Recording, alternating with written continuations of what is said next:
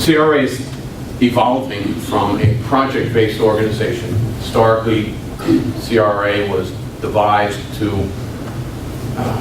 be the financing arm and getting projects built across the state, and frankly being the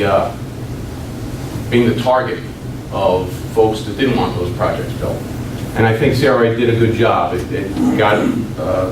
got Connecticut to the point where it leads the nation in trash to energy, and is the first state in the nation to be able to operate without an in-state MSW landfill. But it did balkanize the state in terms of project.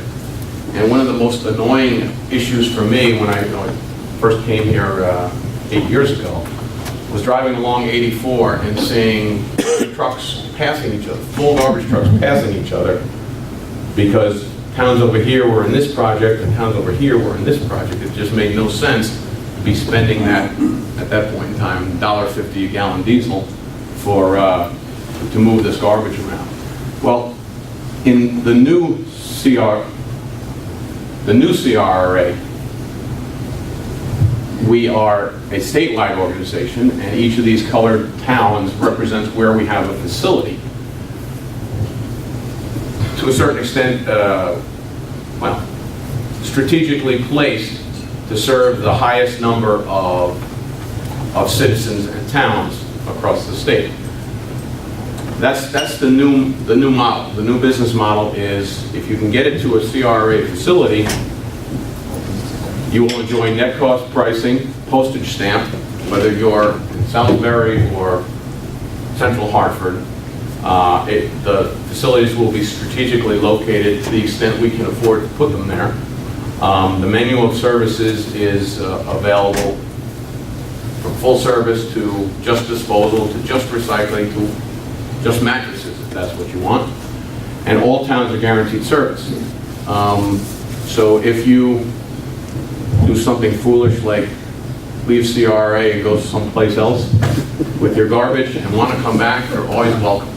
I can't always guarantee you the same price as towns that stayed with us, because although we have a postage stamp system, any new capacity that we have to purchase is likely to be more expensive than our base capacity. And towns joining us later cannot hope to be subsidized by the existing CRRA municipalities. But all things considered, we'll be here to take your garbage if you need us. We'll always make it go away somehow. So that should be something you don't have to worry about. Your job, I think, I would suggest to you, your job is to try and find the best price you can and the best level of service you can to get rid of your garbage and handle your recyclables, and worry about the other things in your budget. If we look at how we've done historically, CRRA, we've been, I think, frankly, I think we've done very well. This is a key date in our life because it's the year that Enron went bankrupt, and with it took a $220 million of CRRA and town money. Recovering from that was a very painful process. We deferred all kinds, millions and millions of dollars of capital spending and investment in the plant, held it together with duct tape, chewing gum, and baling wire, but kept the garbage flowing. We raised prices to meet the needs of the plant, absent our $220 million contract. And don't kid yourself. As much as it was, the Enron mess was an illegal loan, and the lawyers said that the towns can't be charged for what was lost in Enron. Of course you were charged. We are a net cost of operation company, and all of our money comes from two places: the electricity we generate and the tip fees we charge. So the tip fees went up to make up for the millions and hundreds of millions of dollars that went missing.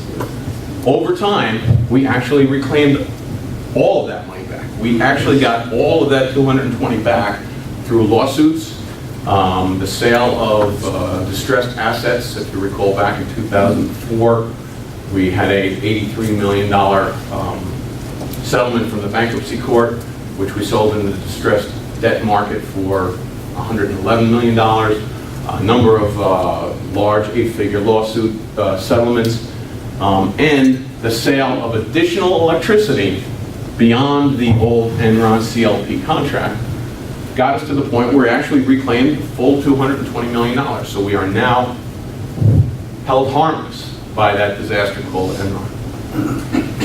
So as you can see, that allows us to get back below the historical rate of garbage disposal for the plant.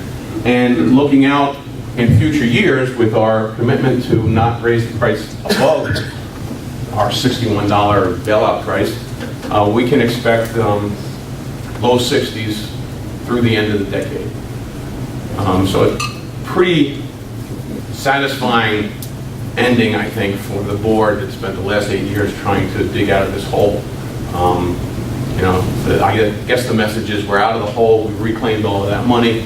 Now it's hurry up and get the plant back into position to be able to continue to operate for the next 10 to 15, 20 years. And that's in hand and underway now, so that we can continue to operate at a net cost basis of $60 to $63. Okay, for those of you who were towns in the Mid-Con project, your MSAs are expiring in November of 2012. We've provided you all kinds of information about renewing. We've recommended that you do a due diligence and see who is out there that may be able to provide services at a more favorable rate or better level of service. Hopefully you're well in hand in that investigation, because in June 30th we're going to ask you to commit to bring your garbage to us or someplace else. If you're ready to do that, Ron Gingrich is here and actually can print up, as you wait, a copy of an MSA Tier 1, 2, or 3.